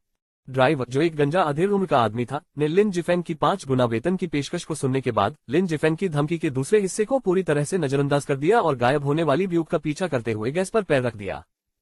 और हम दिखावे से निर्णय नहीं लेते। हालांकि ड्राइवर कुछ हद तक घटिया लग रहा था, लेकिन उसकी ड्राइविंग कुशलता त्रुटिहीन थी। एक्सीलेटर पर कुछ दबाव और एक सुंदर लेकिन संयमित बहाव के साथ वह तेजी से ब्यूक के बराबर पहुंच गया जिसने नानगोन बिन को पीछे छोड़ दिया था। ड्राइवर, क्या आप थोड़ा धीमा कर सकते हैं? बहुत करीब मत आओ। लिन जिफेंग वास्तव में जानना चाहता था कि इन लोगों ने नानगोन बिन को क्यों ले लिया, लेकिन वह बहुत जल्दी उनके बहुत करीब जाकर उन्हें डराना नहीं चाहता था। उन्होंने पहले कुछ दूरी से उनका पीछा करना पसंद किया ताकि देख सके कि वह क्या सीख सकते हैं। गति कम करो। ठीक है। मध्यम आयु वर्ग के व्यक्ति ने दोबारा नहीं सोचा। लिन जिफेंग के 5 गुना किराया देने के वादे को देखते हुए लिन जिफेंग ने जो भी कहा वही हुआ। जैसा कि कहावत है, ग्राहक राजा है, और यह बात इस मामले में काफी अच्छी तरह से काम करती दिखी। टैक्सी ब्यूक से दूरी बनाए रखने की कोशिश कर रही थी। वह लगभग 100 मीटर पीछे चल रही थी, जबकि लिन जिफेंग ये याद करने की कोशिश कर रहा था कि नानगोन बिन हाल ही में किससे मिला था और उसने किससे व्यवहार किया था। दुर्भाग्य से, जहां तक लिन जिफेंग को याद है, नानगोन बिन अधिकांश समय कार्यालय में ही रहते थे तथा किसी से भी बातचीत नहीं करते थे। व्यापारिक प्रतिद्वंद्वियों से तो बात ही छोड़ दें। अब चूंकि नानगोन बिन को यंजिन में ले जाया गया था, तो ये स्पष्ट था कि उसने वहां किसी को नाराज किया था। लेकिन वह कौन था, लिन जिफेंग ये पता नहीं लगा सका। जाहिर है, ब्यूक के यात्रियों को ये पता नहीं चला कि उन पर कोई नजर रख रहा है। रात्रिकालीन बाजार में लगातार यातायात के बीच ब्यूक कार में बैठे काले कपड़े पहने लोगों ने बहुत कम ध्यान दिया। रास्ते में लिन जिफेंग ने टैक्सी चालक से लाइटें धीमी करवा दी ताकि आगे चल रहे वाहन की नजर उन पर न पड़े। लेकिन जब वे पीछे चल रहे थे, नानगोन बिन को ले जा रही ब्यूक कार अचानक यंजिन के उपनगरों की ओर बढ़ गई। जब वे ग्रामीण क्षेत्र में गायब होने वाले थे तो टैक्सी चालक भयभीत हो गया। रात के अंधेरे में उपनगरों की ओर एक अज्ञात वाहन का पीछा करना और उसके ऊपर किसी का पीछा करना, यह अनुमान लगाना मुश्किल था कि दूसरा पक्ष कौन था और उसकी अपनी कार में यात्री कौन हो सकता है। पहले तो मध्यम आयु वर्ग के ड्राइवर ने सोचा कि वे बस शहर का चक्कर लगा रहे हैं, लेकिन जैसे जैसे वे आगे बढ़ते गए वे उपनगरों में पहुंच गए और अंततः उन्हें बेचैनी महसूस होने लगी। भाई, हम कहाँ जा रहे हैं? उन्होंने पूछा। इतनी रात को तो चारों तरफ अंधेरा है। कई वर्षों तक टैक्सी चलाने के कारण वह आमतौर पर अपने ग्राहकों के इरादों और गंतव्य का अनुमान लगा लेता था। क्योंकि लिन जिफेंग ने कार में बैठते समय उसे सामान्य किराए से 5 गुना अधिक किराया देने का वादा किया था, इसलिए ड्राइवर ने इस पर ज्यादा विचार नहीं किया और तुरंत सहमत हो गया। लेकिन अब पीछे मुड़कर सोचने पर उसे एहसास हुआ कि आसमान से मुफ्त में कुछ गिरने जैसी कोई चीज नहीं होती और ड्राइवर को उलझन महसूस होने लगी। मास्टर, जब तक आप आगे वाली कार के साथ बने रहेंगे तब तक पैसे से हल होने वाली कोई भी चीज कोई समस्या नहीं है, लिन जिफेंग ने तेजी से जवाब दिया। फिर भी उसकी नजर आगे वाली कार की गतिविधियों पर जमी रही ताकि अगर नानगोन बिन को वाहन के अंदर कोई दुर्घटना का सामना करना पड़े तो वह आगे बढ़ने के लिए तैयार रहे। लेकिन फिर अगर वे वास्तव में नानगोन बिन को नुकसान पहुंचाना चाहते थे तो वे उसका अपहरण करने के लिए इतना बड़ा उपद्रव नहीं करते। ऐसा अकृतज्ञ कार्य कौन करना चाहेगा? ये सच है कि वे कहते हैं कि यदि पैसा किसी समस्या का समाधान कर सकता है तो यह कोई समस्या नहीं है, लेकिन यदि आपके पास केवल पैसा है और उसे खर्च करने के लिए कोई जीवन नहीं है तो मैं पैसा नहीं रखना चाहूंगा। मध्यम आयु वर्ग का ड्राइवर अंदर से भयभीत था और सोच रहा था कि उसका यात्री किस तरह का व्यक्ति है। यदि चीजें टीवी नाटकों की तरह हुई तो क्या वह खत्म नहीं हो जाएगा? फिर उसने एक बड़ी अजीब सी मुस्कान लाते हुए कहा, देखिए बड़े भाई, आप उतर जाए, मैं किराया नहीं लूंगा और आपको 100 रुपये अतिरिक्त भी दूंगा, ठीक है? गाड़ी चलाते समय मध्यम आयु वर्ग का ड्राइवर लिन जिफेंग के चेहरे के भावों को देखता रहा। उसे डर था कि किसी भी क्षण लिन जिफेंग क्रोधित हो जाएगा और उसे कार से बाहर फेंक देगा, जो वास्तव में एक नुकसान होगा। अपनी ड्राइविंग की गति को और अधिक कम होते देख लिन जिफेंग हंस पड़े, एक हंसी जो उदासी से भरी थी, यहाँ तक कि कड़वे हास्य का भी स्पर्श था। मालिक, मैं आपको 10 गुना रकम दूंगा। अरे देखो बड़े भाई, बात पैसे की नहीं है। आप मुझसे देर रात तक काम करने के लिए कह रहे हैं, मैं इतनी दूर आया हूँ और मेरी पत्नी और बच्चे रात के खाने के लिए मेरा इंतजार कर रहे हैं। आज मेरी पत्नी का जन्मदिन है और एक पति होने के नाते मुझे कम से कम उसके पास वापस तो जाना चाहिए, है न? पैसा अच्छा है लेकिन ये परिवार जितना अच्छा नहीं है। मध्यम आयु वर्ग के ड्राइवर ने जल्दी से परिवार का कार्ड फेंक दिया। इस साबुन ओपेरा जैसे बहाने के साथ लिन जिफेंग की सहानुभूति प्राप्त करने का प्रयास किया। अब जबकि वे राष्ट्रीय राजमार्ग छोड़कर यानजिन के उपनगरों की ओर जा रहे थे, उनमें सचमुच आगे चलने का साहस नहीं था। यानजिन के स्थानीय निवासी होने के नाते वह अच्छी तरह से जानते थे कि उपनगर किस प्रकार के स्थान हैं। यदि वह ऐसा करना जारी रखता तो उसकी जान भी खतरे में पड़ सकती थी। दुनिया इतनी अस्तव्यस्त है कि थोड़े से पैसे के लिए अपनी जान गंवाना मूर्खता होगी। आह गुरु, मैं समझता हूँ कि आपकी अपनी कठिनाइयां हैं। यदि आप वास्तव में नहीं जाना चाहते हैं तो मुझे अकेले ही उस व्यभिचारी जोड़े को पकड़ने जाने दीजिए। खैर, मुझे आज उस जोड़े को पकड़ना ही है, चाहे कुछ भी हो जाए। अन्यथा मुझे ये हरी टोपी पहनने में बहुत असुविधा होगी। जैसे ही उसने बात की, लिन जिफेंग के चेहरे पर उदासी छा गई। वह आहें भर रहा था और निराशा से अपना सिर हिला रहा था। लिन जिफेंग की बातें सुनकर मध्यम आयु वर्ग के ड्राइवर ने गति धीमी नहीं की, बल्कि कुछ हद तक हैरान हो गया और पूछा, भाई, आपका क्या मतलब है? क्या आप स्पष्ट कर सकते हो? उद्धरण चिन्ह। आह, अपनी गंदी बातें सबके सामने लाना शर्मनाक है, लेकिन चूंकि बड़े भाई जानना चाहते हैं इसलिए मैं आपको सब कुछ बता दूंगा। लिन जिफेंग ने पीड़ा भरे भाव और गहरी सांस के साथ कहा, अगर मैं सच कहूं तो मैंने आपको उस कार का पीछा करने के लिए इसलिए कहा था क्योंकि मेरी पत्नी अंदर है। उसने आज रात को भोजन के लिए घर आने का वादा किया था, लेकिन वह किसी अन्य व्यक्ति के साथ होटल में चली गई। मुझे पता चल गया और अब मैं उनका पीछा कर रहा हूं क्योंकि वे शहर के बाहरी इलाके की ओर जा रहे हैं। वह मुझे धोखा दे रही है। क्या सचमुच ऐसी कोई चीज है? भाई, चिंता मत करो, तुम भाग्यशाली हो कि आज तुम मुझसे मिले। मैं आपको न्याय दिलाने में मदद अवश्य करूंगा। लानत है, मुझे बेवफा औरतों और दूसरे मर्दों की पत्नियों को बहकाने वाले कुत्तों से ज्यादा किसी चीज से नफरत नहीं है। ये देखते हुए कि लिन जिफेंग एक होटल के प्रवेश द्वार से कार में बैठे थे, मध्यम आयु वर्ग के ड्राइवर को अपने अनुमान पर और भी यकीन हो गया और बिना कुछ और कहे उसने कार का पीछा करने के लिए गैस पर जोर से दबा दिया। और उन्होंने ये काम ऐसे व्यक्ति के रूप में किया जो अन्याय को बर्दाश्त नहीं कर सकता और मदद के लिए दौड़ पड़ता है। उसने इसे लिन जिफेंग से उसे जाने देने के लिए एक कारण के रूप में उपयोग करने का इरादा किया था, लेकिन अब वह धीरे धीरे लिन जिफेंग के जाल में फंसता जा रहा था। 188 अध्याय 191 स्वर्गीय द्वार का 9वां व्यक्ति अध्याय 191 स्वर्गीय द्वार का 9वां व्यक्ति। मास्टर मास्टर ज्यादा चिंतित मत होइए, बस सामने वाली कार से दूरी बनाए रखिए और ज्यादा करीब मत जाए वरना आप उनका ध्यान अपनी ओर खींच लेंगे। शांत रहो भाई, मैं आज तुम्हारी मदद करूंगा चाहे कुछ भी हो जाए। मुझे हमेशा से ही उनके इस तरह के गंदे काम से नफरत रही है। उनके लिए सौभाग्य की बात है कि आज वे मुझसे मिले। ये भाग्य ही होगा कि हमारी मुलाकात हुई। मैं आज आपसे सवारी का किराया नहीं लूंगा। मध्यम आयु वर्ग का ड्राइवर अब पूरी तरह से लिन जिफेंग की दुखद भावनाओं में डूब गया था और लिन जिफेंग के प्रति अपने गुस्से को बाहर निकालने पर जोर दे रहा था। और अपने दिल में लिन जिफेंग ने चुपके से आह भरी, बॉस मुझे इस बार वास्तव में खेद है, मुझे इस तरह के एक नाटकीय बहाने के साथ आना पड़ा। जल्द ही आगे वाला वाहन यांजिन के उपनगरों में प्रवेश कर गया जो झोगहाई की तुलना में काफी समान था। झोगहाई शहर और यांजिंग शहर के उपनगर अपने अधिकार क्षेत्र पर सबसे खराब नियंत्रण वाले क्षेत्र थे। ये स्थान आपराधिक मामलों के लिए तथा मार्शल आर्ट जगत के लिए विशेष रूप से पसंदीदा थे तथा इनका दायरा 100 मील का था तथा यहाँ एक पंथ भी नहीं मिलता था। यदि किसी की हत्या भी हो जाए तो कुछ दिनों के भीतर यह संभावना रहती है कि शव भी संरक्षित नहीं रहेगा। जैसे ही आगे वाला वाहन उपनगर में पहुंचा, लिन जिफेंग की कार भी उसके पीछे पीछे आ गई। सौभाग्यवश खरपतवार और केले के पौधों के कारण आगे चल रहे वाहन ने लिन जिफेंग के पीछे आने पर ध्यान नहीं दिया। दूसरों को आसानी से पता न चले इसके लिए लिन जिफेंग ने जानबूझकर ड्राइवर से हेडलाइट्स को लो बीम पर स्विच करवा दिया, जिससे रोशनी कम हो गई और वह आगे चल रहे वाहन द्वारा छोड़े गए गड्ढों पर गाड़ी चलाने लगा। लिन जिफेंग ने अपनी भौहें सिकोड़ ली। ऐसा लग रहा था कि ये लोग आज रात पूरी तैयारी के साथ आए थे, अन्यथा वे इतनी सुनसान जगह नहीं चुनते। उन्होंने सहज ही अपने कंधे पर टंगे बैग को छुआ जिसमें एक कांस्य मुखौटा और कुछ विविध कपड़े थे। यात्रा के दौरान ड्राइवर ने लिन जिफेंग के साथ लगभग 1 घंटे तक महिलाओं के बारे में बातचीत की। ये सब सुनने के बाद लिन जिफेंग ने मन ही मन आह भरी। कोई आश्चर्य नहीं कि उस आदमी ने वास्तव में अपनी पत्नी के प्रेम संबंध की नाटकीय कहानी पर विश्वास कर लिया था। वह पहले भी कुछ इसी तरह से गुजर चुका था, अन्यथा वह लिन जिफेंग की बातों पर इतनी आसानी से विश्वास नहीं करता। जब आगे वाला वाहन घास फूस और जंगल से भरे क्षेत्र में पहुंचा तो लिन जिफेंग ने दूर से जंगल के बीच खुले क्षेत्र में दर्जनों रोशनियां चमकती देखी। मालिक, गाड़ी रोकिए। क्या हुआ? ड्राइवर ने कुछ उलझन में पूछा। मालिक, ऐसे शर्मनाक पारिवारिक मामलों को प्रचारित नहीं किया जाना चाहिए, इसलिए बेहतर होगा कि आप यहीं मेरा इंतजार करें। आखिरकार यह मेरा निजी मामला है। क्या आप शायद लिन जिफेंग नहीं चाहते थे कि मध्यम आयु वर्ग का ड्राइवर उनके पीछे आए, क्योंकि अगर कुछ हुआ तो उन्हें किसी राहगीर की देखभाल करनी पड़ सकती थी जिसे वह संभाल नहीं पाएंगे। भाई, तुम्हें ऐसा नहीं कहना चाहिए। मुझे आज तुम्हारी मदद करनी ही होगी चाहे कुछ भी हो जाए, क्योंकि हम मिले हैं और एक दूसरे को जानना हमारा भाग्य है। निश्चिंत रहो, मैं तुम्हारी पत्नी की बेवफाई के बारे में बिल्कुल भी बात नहीं फैलाऊंगा। मध्यम आयु वर्ग के ड्राइवर को लिन जिफेंग ने पूरी तरह से धोखा दिया था। लिन जिफेंग अब कुछ शब्दों के लिए असमर्थ था। जब ब्यूक जुनवेई जंगल में दाखिल हुई तो उसने अपनी हेडलाइट्स को कोडित पैटर्न में 3 बार चमकाया।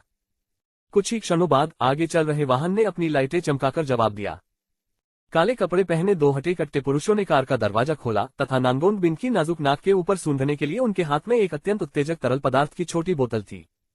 एक शक्तिशाली भुजा से उन्होंने नानगोन बिन को उठाया और आगे के क्षेत्र की ओर बढ़ गए। अपनी नसों में तीव्र जलन पैदा करने वाली गैस भर जाने का एहसास होने पर नानगोन बिन को अचानक होश आ गया, लेकिन दुख की बात यह थी कि उसके शरीर में कोई ताकत नहीं थी। जब चकाचौंध करने वाली रोशनियां उसकी आंखों में चुभ रही थीं, नानगोन बिन केवल आंखें सिकोड़कर और जल्दी से चारों ओर नजर घुमाकर देख सकती थी। उसे महसूस हो रहा था कि कुछ ही दूरी पर अच्छी तरह से तैयार पुरुषों की एक पंक्ति खड़ी है, जिससे उसका दिल तेजी से धड़कने लगा। व्यापार जगत में वर्षों के अनुभव के बाद उसने अनुमान लगा लिया था कि आगे क्या होने वाला है। जैसे ही दोनों पुरुषों ने नानगोन बिन को करीब खींचा, उसने घबराकर अपना सिर उठाया और एक मध्यम आयु वर्ग के व्यक्ति को देखा जो सीधा बैठा था और एक शैतानी मुस्कान के साथ उसे घूर रहा था। नानगोन बिन ने ठंडे और सहज भाव से पूछा, आप कौन हैं? मध्यम आयु वर्ग के व्यक्ति ने अपनी उंगलियां चटकाई और नानगोन बिन पर चमकने वाली तेज रोशनी तुरंत बुझ गई। साफ सुथरे सूट में एक अधेड़ उम्र का आदमी, जिसके सिर पर आधी दाढ़ी थी, अपने अंगूठे से भी मोटे सिगार को जोर जोर से फूंक रहा था। उसका चेहरा जोरदार हंसी से भर गया। नानगोन बिन को अविश्वसनीय रूप से घृणित और उबकाई देने वाला प्रभाव महसूस हुआ और मध्यम आयु वर्ग के व्यक्ति के चेहरे को देखने पर उसका पहला प्रभाव स्पष्ट घृणा का था और यहाँ तक कि उसकी आंखों में भी गर्वपूर्ण तिरस्कार का भाव प्रकट हुआ। आप नानगोन बिन होंगे, हैं ना? जैसे ही मध्यम आयु वर्ग के व्यक्ति ने बात की, उसके मुंह खोलते ही उसके घृणित पीले दांत दिखाई देने लगे, जिससे नानगोन बिन की भौहें अनियंत्रित रूप से सिकुड़ गईं, जिससे अत्यधिक घृणा प्रकट हुई। आप कौन हैं? नानगोन बिन निडर होकर चुनौती देते हुए खड़ा हो गया। उसने वर्षों से सभी प्रकार के तूफान देखे थे और यद्यपि आज की स्थिति ने उसे असहज कर दिया था, फिर भी उसके जन्मजात गर्व ने उसे असाधारण साहस दिया। हाँ हाँ मिस नानगोंग, आप वास्तव में एक महान व्यक्ति हैं जो चीजों को आसानी से भूल जाती हैं। क्या तुम्हें नहीं लगता कि मैं किसी जैसा दिखता हूँ? मध्यम आयु वर्ग के व्यक्ति के चेहरे पर एक भयावह मुस्कान आ गई। उसने धुएं का एक मोटा गोला छोड़ा और उसका मूड कुछ विकृत लग रहा था, क्योंकि उसने अपना हाथ लहराया और नानगोन बिन के कॉलर को अपनी हथेली में पकड़ लिया। मुझे मत बताओ कि तुम मिस नानगोन को इतनी जल्दी भूल गए। सुन तियान्यांग। अचानक नानगोन बिन के दिमाग में एक नाम कौन था? अच्छा, तुम्हें याद है। मुझे लगता है मिस नानगोन, आपको मेरे बेटे के अफेयर के बारे में पता होगा। मध्यम आयु वर्ग के व्यक्ति की निगाहें तेज थीं, उसके चेहरे की मांसपेशियां थोड़ी कांप रही थीं। जैसे ही उसने अपने दांतों को भींचा और नानगोन बिन के कॉलर को कसकर पकड़ लिया, उसे अपने चेहरे के पास उठा लिया। धीरे धीरे विकृत होते चेहरे को घूरते हुए नानगोन बिन की आंखें अविश्वास से चौड़ी हो गईं। आप सुन तियान्यांग के पिता हैं। क्या ऐसा नहीं लगता? अधेड़ उम्र के आदमी ने अपने दांत काटे और नानगोन बिन की आंखों में घूरने लगा, जबकि दर्जनों लोग अंगरक्षकों की पोशाक पहने हुए उस आदमी की रक्षा करते हुए उन्हें घेर रहे थे। उनमें से प्रत्येक के हाथ में जापानी समुराई तलवार थी, जो जापानियों से उनके संबंध को दर्शाती है। हूफ। टेढ़ी बीम टेढ़ी खंभों की ओर ले जाती है, बेटा पिता को प्रतिबिंबित करता है। नानगोन बिन ने उस आदमी की निगाहों से निकलने वाले जानलेवा इरादे का कोई डर नहीं दिखाया। इससे पहले सन तियान्यांग, जिसके अपराध बहुत अधिक थे, ने नानगोन बिन के लिए एक योजना बनाई थी और जाल बिछाया था। वह लगभग सन तियान्यांग की चाल का शिकार बन गया था, लेकिन कांस्य मुखौटे वाले व्यक्ति के समय पर पहुंचने से नानगोन बिन सौभाग्य से खतरे से बच निकलने में सफल रहा। अन्यथा परिणाम अकल्पनीय थे। हा, नानगोन बिन कितना अच्छा नाम है, उतना ही ठंडा जितना कि वह व्यक्ति, आदमी ने व्यंग्य किया। मुझे तो बस यही आश्चर्य है कि इसके बाद भी तुम कितने ठंडे रह सकते हो। सुन जिलियांग ने नानगोन बिन को निर्दयतापूर्वक जमीन पर धकेल दिया। कठोर फर्श के साथ घनिष्ठ संपर्क के बावजूद नानगोन बिन ने कोई आवाज तक नहीं निकाली। उसने अपने दांत भींच लिए और घृणा से सुन जिलियांग को घूरने लगी। बोलना, तुम मेरे बेटे को क्यों मारना चाहते थे? तुम्हारे पीछे कौन है? सुन जिलियांग ने एक अंगरक्षक से समुराई तलवार छीन ली और नानगोन बिन को घूरते हुए ब्लेड की नोक उसके गले पर दबा दी। अगर आपको पहले ही पता चल गया है कि आपके बेटे की मौत मुझसे जुड़ी है, तो आपने ये क्यों नहीं पता लगाया कि यह किसने किया? नानगोन बिन गुस्सा होने के बजाय हंस पड़ी। उसकी आंखों में सुन जिलियांग के लिए तिरस्कार झलक रहा था। एक महिला को धमकाना, ये किस तरह का कौशल है? हूफ। मुझे उकसाओ मत मिस नानगोन। क्या आपको लगता है कि मैं सचमुच नहीं जानता कि यह किसने किया? यदि तुम मेरा साथ दोगी तो मैं तुम्हें जाने दे सकता हूं, और मैं वादा करता हूं कि मैं तुम्हारे सिर के एक भी बाल को नुकसान नहीं पहुंचाऊंगा। सुन जिलियांग ने धीरे से समुराई तलवार वापस खींच ली और उसे चारा दिखाकर लुभाया। क्या आपको लगता है कि मैं 3 साल का हूं? अगर मैं आपके साथ सहयोग करूं तो क्या इससे मेरा यानी नानगोन बिन का जीवन बेकार नहीं हो जाएगा? यह आश्चर्य की बात नहीं थी कि सुन जिलियांग को नानगोन बिन और उसके बेटे की मौत के बीच संबंध मिल गया। आखिरकार सन तियान्यांग ने एक बार नानगोन बिन के बारे में पूछताछ करने के लिए लोगों को भेजा था, जिससे जानकारी लीक हो गई थी, लेकिन वह कभी पता नहीं लगा सका कि वास्तविक हत्यारा कौन था। अंतर्राष्ट्रीय पेशेवरों ने जांच की और पाया कि सुन तियान्यांग की मृत्यु अजीब थी। पारंपरिक जांच पद्धति से उन्हें कोई सुराग नहीं मिल सका। हालांकि एक बात तो तय थी, नानगोन बिन इस मामले में शामिल था। यही वजह थी कि सुन जिलियांग ने जानबूझकर इस जाल की योजना बनाई थी। तुम्हें बात करने की जरूरत नहीं है, लेकिन मेरे पास तुम्हें बोलने के लिए 100 तरीके हैं, सुन जिलियांग ने एक भयावह मुस्कान के साथ कहा, आत्मविश्वास से अपने होठों को थोड़ा ऊपर की ओर मोड़ते हुए। क्या आप पुरुषों के लिए एक महिला को इस तरह से परेशान करना शर्मनाक नहीं है? सुन जिलियांग की ठंडी हंसी के बीच अचानक कहीं से एक कर्कश और बुरी आवाज आई। नानगोन बिन का चेहरा एक पल में तनावग्रस्त हो गया। यह आवाज इतनी परिचित थी कि नानगोन बिन कई दिनों तक अपने मालिक के प्रति आसक्त रहा। वह उसे एक बार भी देखने के लिए तरसता रहा। वह बिना किसी निशान के आया और बिना किसी छाया के चला गया। चाहे उसने कितना भी पैसा खर्च किया हो या कितने भी निजी जासूस रखे हो, उसका पता नहीं चल पाया। अब जब उसकी जान को सबसे अधिक खतरा था, तब वह प्रकट हुआ। क्या वह हमेशा परछाई में छिपकर उस पर नजर रखता था? क्या वह हमेशा उसकी इतनी परवाह करता था? उस क्षण नानगोन बिन अत्यधिक उत्साहित हो गई, यहाँ तक कि वह अपनी मृत्यु के भय को भी भूल गई। यद्यपि सुन जिलियांग ने उसके गले पर चाकू रखा था, लेकिन हर बार जब वह आवाज सुनती थी तो नानगोन बिन को ऐसा महसूस होता था जैसे कि वही सुरक्षित है। उसके दिल में एक अमूर्त सुरक्षा की भावना जाग उठती थी। वहां कौन है? सन जिलियांग कांप उठा। वहां उपस्थित सभी लोग अचानक सतर्क हो गए। उनकी व्यावसायिक कुशलताएं और तीव्र इंद्रियां आवाज के स्रोत का पता लगाने में विफल रहीं। पूरा स्थान बेचैन हो गया। सतर्क रहो। एक वाहन के अंदर से एक गूंजती हुई आदेशात्मक आवाज आए और एक क्षण में काले कपड़े पहने दर्जनों आकृतियां, जिनमें से प्रत्येक के हाथ में हुआक्सिया की प्राचीन तांग तलवार से संशोधित एक समुराई तलवार थी, ने धीरे धीरे अपने ब्लेड निकाले। लिन जिफेंग ने नीले रंग का कांस्य मुखौटा पहना हुआ था। उनका चेहरा कठोर था और काले रंग के फॉर्म फिटिंग लड़ाकू कपड़े हवा में लहरा रहे थे। उनके भावशून्य चेहरे से एक विशाल और सागर सी आभा फैल रही थी, मानो वे कोई बुजुर्ग हो जिन्होंने जीवन के उतार चढ़ाव का अनुभव किया हो। लिन जिफेंग जंगल से बाहर निकला, प्रत्येक कदम सहज और धीमा था, उसकी आकृतियां अधिकतर नीले कांस्य से छिपी हुई थीं। उनके द्वारा उत्सर्जित आभा से कई दिखावटी अंगरक्षकों को मुश्किल से निगलने पड़े, क्योंकि यह आभा केवल वही लोग समझ सकते थे जिन्होंने जीवन और मृत्यु का सामना किया हो। के 9 मृत्यु देवता। स्वर्गीय द्वार का 9वां द्वार। 2 विस्मयादिबोधक शब्द अनियंत्रित रूप से फूट पड़े। 189 अध्याय 192 रक्तरंजित युद्ध अध्याय 192 रक्त और संघर्ष में नहाया हुआ। ये कैसे हो सकता है? क्या वह 2 साल से गायब नहीं है? यह अफवाह है कि उसे स्वर्गीय द्वार द्वारा मार दिया गया था, इसलिए वह हुआक्सिया में कैसे प्रकट हो सकता है? समूह का नेतृत्व कर रहे काले वस्त्रधारी व्यक्ति के हृदय में यह आघात बहुत गहरा था, क्योंकि वह अच्छी तरह जानता था कि लिन जिफेंग की विदेशों में प्रसिद्धि ने उसे मृत्यु देवता का उपनाम दिलाया था। इसका कोड नाम के 9 था और यह निश्चित रूप से कोई खोखला शीर्षक नहीं था। हालांकि उनकी व्यावसायिकता ने उनकी भावनाओं को शीघ्र ही शांत कर दिया। एक समुराई तलवार लहराते हुए वह सुन जिलियांग के सामने आगे बढ़ा और मुस्कुराते हुए कहा, मैंने कभी नहीं सोचा था कि एक समय का दुर्जय मृत्यु देवता इतने समय तक हुआक्सिया में छिपा रहेगा। कोई आश्चर्य नहीं कि पिछले 2 वर्षों से विदेशों में स्वर्गीय द्वार द्वारा आपके वध की अफवाहें चल रही थी। पता चला कि यह सारी जानकारी झूठी थी। काले कपड़े पहने आदमी ने अपनी धारा प्रवाह अंग्रेजी में लिन जिफेंग को संबोधित किया। उसकी आंखों में लड़ने का संकल्प अडिग रहा, जबकि आदिम रक्तपिपासा ने उसके होठों को थोड़ा ऊपर की ओर मोड़ दिया। क्या आपको नहीं लगता कि जो लोग बहुत अधिक जानते हैं वे दूसरों की तुलना में जल्दी मर जाते हैं? हुआक्सिया मेरी मातृभूमि है, मैं एक हुआक्सियन हूँ। क्या आपको लगता है कि मैं छिप रहा हूँ? लिन जिफेंग ने काले कपड़े पहने आदमी को ठंडी नजरों से देखा। उन्होंने काले कपड़े पहने व्यक्ति को अत्यंत मानक मंदारिन भाषा में चिढ़ाया। ओह, तो क्या मृत्यु देवता पिछले 2 सालों से हुआक्सिया में कछुए की तरह अपने खोल में छिपे हुए हैं? काले कपड़े पहने आदमी ने चुनौती भरे अंदाज में अपनी भौहें उठाई और लिन जिफेंग से बहुत सख्त मंदारिन में लेकिन मजाकिया लहजे में कहा, पूर्व राजा असल में 2 साल से हुआक्सिया में बिना अपना चेहरा दिखाए छिपे हुए हैं, जो मुझे बहुत ही घृणित लगता है। यदि अपने ही देश में रहना खोल में कछुए की तरह व्यवहार करने के समान माना जाता है, तो मैं पूछ सकता हूँ कि इससे आपका देश जापान क्या बन जाता है? लिन जिफेंग की आंखें मुस्कुराहट के साथ चमक उठी, लेकिन मुस्कुराहट नहीं थी, सीधे उसकी ओर देख रही थी। कमीने। काले कपड़े वाला आदमी तुरंत क्रोधित हो गया जब उसने लिन जिफेंग को जापान का मजाक उड़ाते सुना।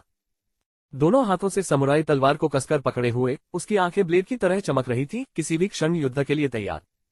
तलवार खींचने के मात्र एक इशारे से ही काले कपड़े पहने पुरुषों के एक बड़े समूह ने तुरंत लिन जिफेंग को घेर लिया। इत्मीनान से एक हाथ ने उसकी कमर पर समुराई तलवार की मूठ को छुआ, किसी भी समय इसे खींचने और लिन जिफेंग को युद्ध में शामिल करने के लिए तैयार। लेकिन लिन जिफेंग केवल मुस्कुराए, उनकी मुस्कान इतनी शांत थी कि उसमें दया और सहानुभूति का भाव भी था।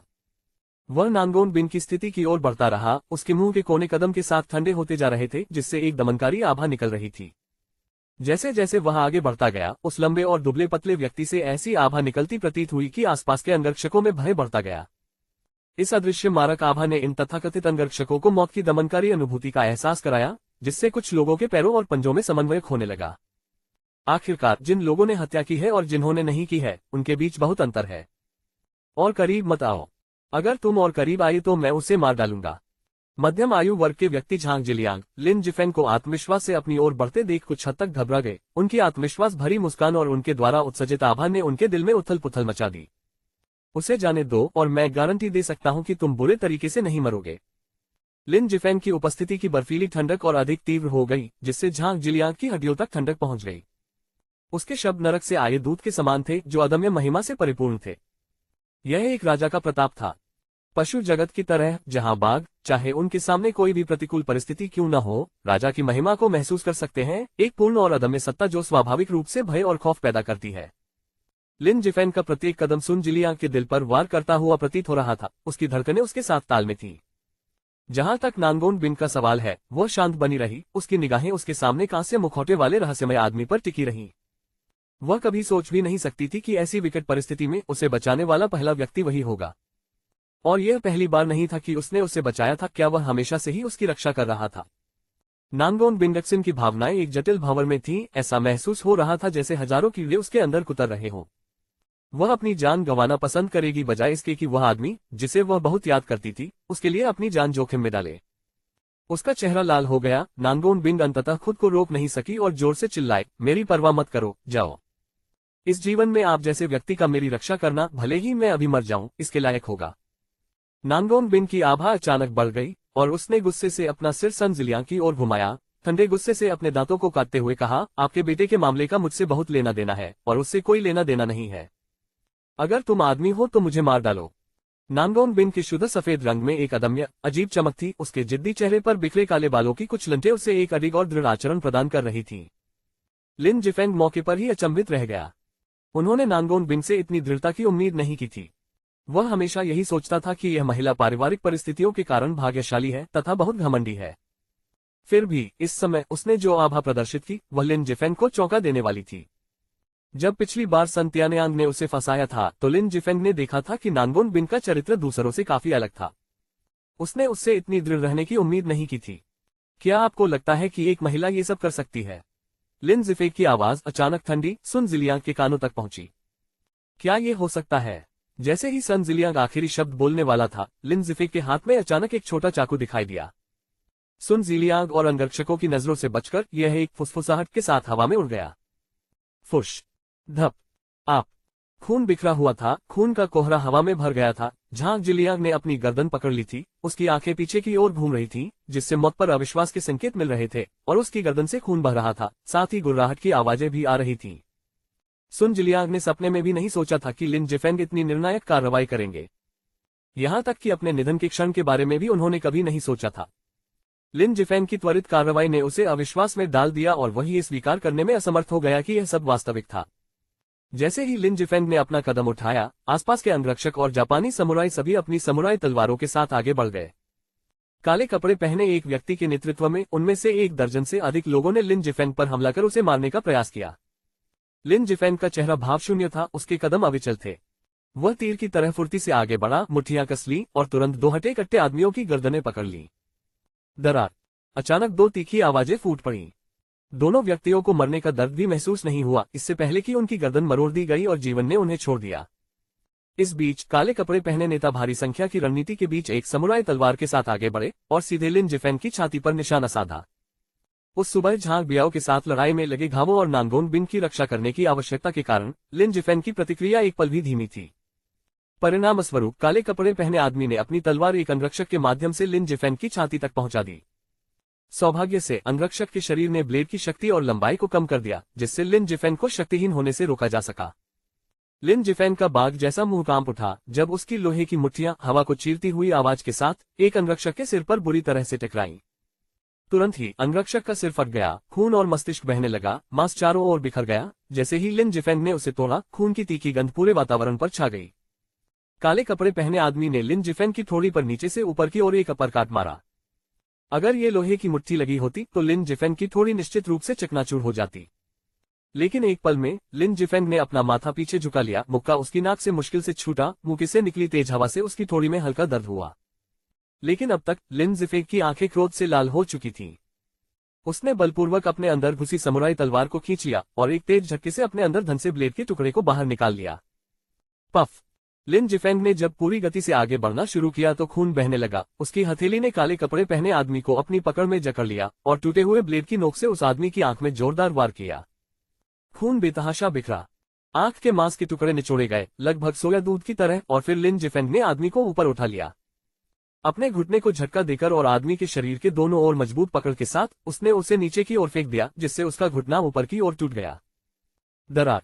लिन जिफेंग के भयंकर प्रहार से उस आदमी की पूरी कमर टूट गई, जिससे उसकी तुरंत मौत हो गई। 190 अध्याय 193 क्या आप पर भूत का साया है? अध्याय 193 क्या आप प्रेतग्रस्त है? काले कपड़े पहने आदमी की कमर टूटी हुई थी, उसकी बेजान आंखें चमक रही थीं, जो स्पष्ट रूप से मौत के बाद भी उन्हें बंद करने को तैयार नहीं थीं।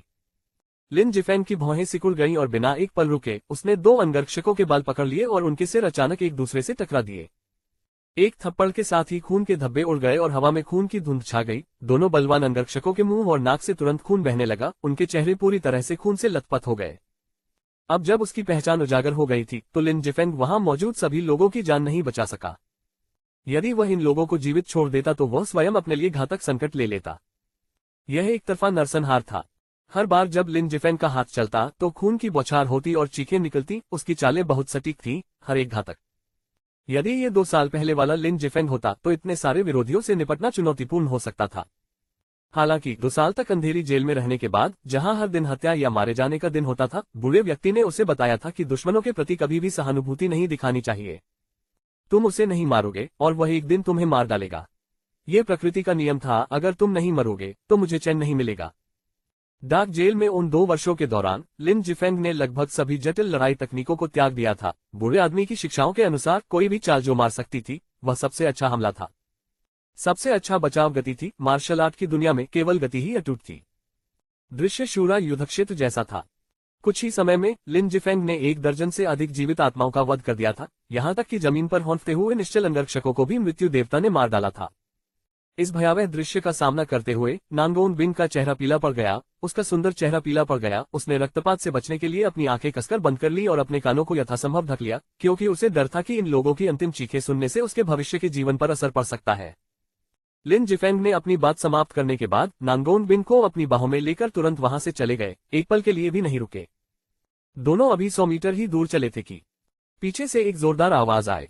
धमाका।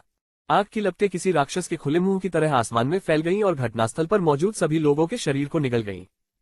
जब नानगोन बिन ने फिर से अपनी आंखें खोली तो कांस्य मुखौटे वाला आदमी गायब हो गया था और उसने खुद को कमर तक ऊंची घास के मैदान में पाया। चारों ओर घोर अंधकार था। प्रकाश की एक किरण भी नहीं थी, जिसने नानगोन बिन के दिल में डर पैदा कर दिया। उसके चारों ओर का घातक सन्नाटा उसे बेचैन कर रहा था। क्या वह मुझे छोड़कर चला गया?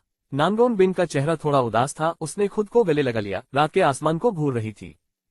इस जंगली और उजाड़ जगह पर, जहां किसी भूत की परछाई भी नहीं दिखाई देती थी, नानगोन बिन का दिल अचानक घबरा गया, खासकर क्योंकि वह एक ऐसी महिला थी जो अंधेरे से डरती थी और बेहद घबराई हुई थी।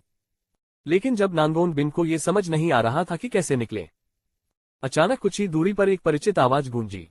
पत्नी, पत्नी, तुम कहाँ हो? पत्नी, मैं यहाँ हूँ। नानगोन बिन, मानो उसे जीवन रेखा मिल गई हो, उत्साह से चिल्लाए और इस डर से अपने होंठ चौड़े कर लिए कि लिन जिफेंग ने उसे नहीं सुना है। एक अकथनीय उत्साह में डूबी नानगोन बिन अपना डर भूल गई और जल्दी से अपने हाथों को आवाज की दिशा में हिला दिया। ओह प्रिय पत्नी, मैंने अंततः तुम्हें पा लिया। अगर मुझे तुम न मिले होते तो मैं अब और जीना नहीं चाहता। जिफेंग हौंफते हुए नानगोन बिन की ओर दौड़ा। उसके चेहरे पर बेचैनी के भाव थे। तुम्हें कैसे पता चला कि मैं यहाँ हूँ? नानगोन बिन ने पूछा। उसकी भौहें भ्रम में थोड़ी सिकुड़ गईं। पत्नी, तुम्हारा अपहरण हो गया था। आपके पति के रूप में मुझे कैसे पता नहीं चल सकता? जब मैं होटल वापस आया और देखा कि आप कमरे में नहीं हैं, तो मैंने अनगिनत फोन कॉल किए, लेकिन किसी ने जवाब नहीं दिया। मुझे संदेह था कि आपके साथ कुछ बुरा हुआ है, इसलिए मैंने होटल की सुरक्षा फुटेज देखी और मैं लगभग डर के मारे उछल पड़ा। सचमुच आपका अपहरण हुआ था। तुम्हें पता नहीं मैं कितना उन्मत्त था। मैंने लगभग पूरी दुनिया को उल्टा कर दिया था। लिन जिफेंग ने दृश्य को स्पष्ट रूप से चित्रित किया, जिससे नानगोन बिन चौंक गया। अंत में उसने मुस्कुराते हुए अपना सिर हिलाया और कहा, अंदाजा लगाओ कि इसके बाद क्या हुआ। चुप रहो, मैं तुम्हारे अनुमान लगाने के खेल के मूड में नहीं हूँ, नानगोन बिन ने कहा। लिन जिफेंग के अतिरंजित विवरण के साथ उसकी झुंझलाहट बढ़ती जा रही थी। ये बहुत चौंकाने वाली बात थी, लेकिन भगवान ही जानता था कि क्या वह सचमुच उसे ढूंढने गया था। मैं सड़क पर एक अजीब चीज से टकराया। कांसे का मुखौटा पहने एक व्यक्ति ने कहा कि आपको एक सुदूर स्थान पर ले जाया गया है। उस समय मैं सोच रहा था कि उसे कैसे पता चला, लेकिन इससे पहले कि मैं कुछ समझ पाता, वह व्यक्ति रहस्यमय तरीके से गायब हो गया। इससे मैं इतना डर गया कि मेरी पैंट लगभग गीली हो गई। क्या आपको लगता है कि वह भूत हो सकता है?